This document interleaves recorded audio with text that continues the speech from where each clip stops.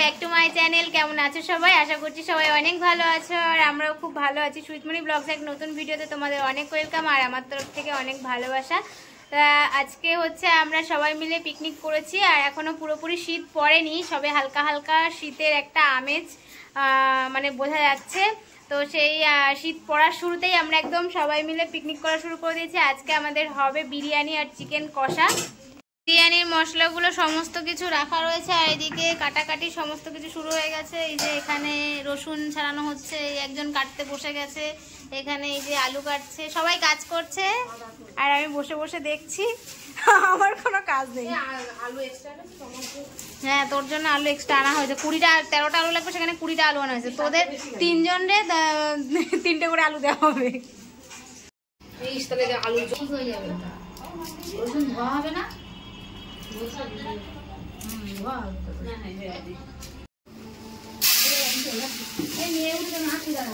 মেয়েটারে নিয়ে আসলেই তো হয়। খাবার একটু এ করে নিয়ে আসি, এখানে ধরবে না। চালটা সুন্দর গন্ধ রয়েছে, চাল সুন্দর দেখো, গন্ধ তো দেখো। চাল এখন আমরা ভেজাবো, চালটা ঢেলে নিচ্ছি গামলার মধ্যে।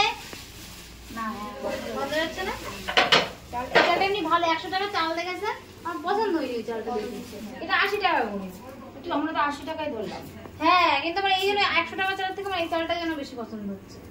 আমার একটা লম্বাই বেশি বড়, যা আমার বাড়ি করতে যাবো এত টাকা লাগবে। আমি এটা দেবো না, বুঝলে? বল মামা ডাকছে। প্রত্যেকদিন পুজো দিন।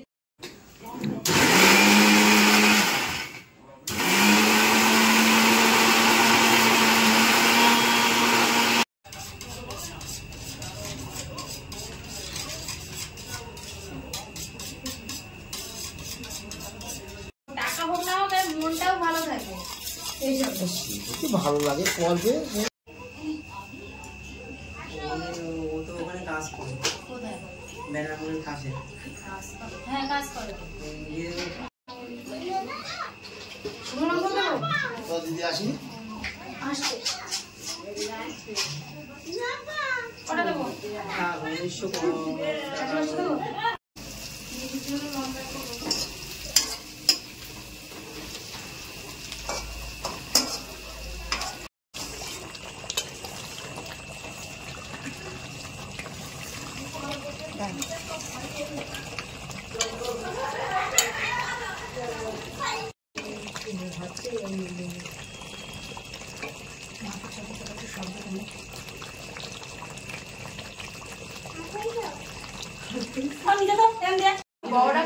গ্যাসটা খুলতে হবে, তারপর তো।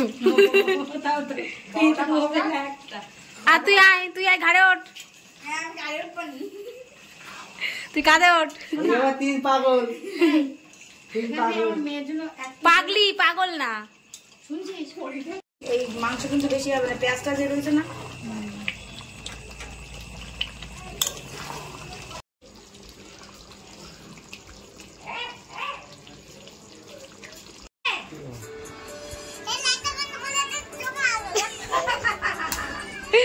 লাইটটা বন্ধ করে দিতে তো ভালো লাগছে।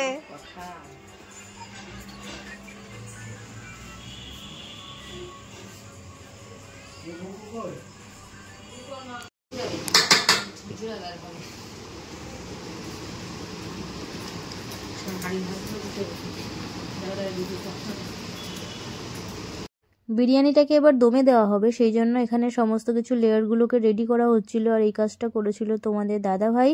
আর তাছাড়া সমস্ত রান্নাই তো এখন কমপ্লিট হয়ে গেছে। আর আজকের বিরিয়ানির ভাতটা না একটু অনেকটাই নরম হয়ে গেছিল। আমি আর তুমি দুজনে। রাগ করছিলে কেন? না খাওয়ার সময় শরীরটা ভালো লাগছে না, সেই তো রাগ হচ্ছে। তাই তুমি একটু হাই বলো তো, একটু হাই বলো, একটু হাই বলো। বলবা না? তুমি কিরকম আসছো? তাহলে হাই বলো। ওরা দুজন আর এখানে সবাই খাওয়া দাওয়া করছে আর অনেকের খাওয়া দাওয়া হয়ে গেছে। আর এখানে মা, ছর্দি আর তো তিনজন খাচ্ছিল। এরপর হচ্ছে আমরা খাবো, মানে আমি তো মনু আর বড়দি তিনজন বাকি ছিলাম খেতে, তো আমরা লাস্টে খেয়েছিলাম।